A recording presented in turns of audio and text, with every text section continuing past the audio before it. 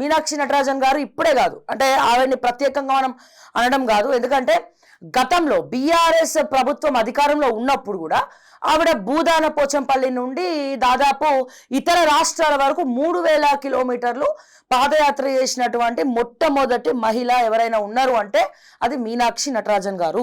ఆవిడకి పాదయాత్ర చేయడం అనేది చాలా ఇష్టము. ఫీల్డ్లోకి వెళ్ళి గతంలో వైఎస్ హయాంలో ఉన్నప్పుడు కూడా ఒకసారి చేయడం జరిగింది.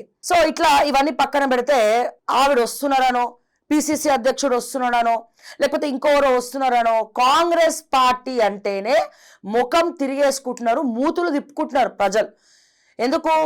ఎగ్జాంపుల్ మొన్న ఒక వీడియో కూడా వైరల్ అవుతోంది. నిజామాబాద్ ఆర్మూర్లోనో ఎక్కడనో వీళ్ళు స్టేజ్ మీద మాట్లాడుకుంటూ ఉంటారు. అంటే వ్యాన్ ఉంటుంది కదా, క్యారవాన్ మీద మైకు పట్టుకొని మాట్లాడుతూ ఉంటారు. కింద మాత్రం పబ్లిక్ ఎవరు ఉండరు. ఆర్మూర్లోనో నిజామాబాద్లోనో పబ్లిక్ ఎక్కడ కూడా కింద ఉండరు.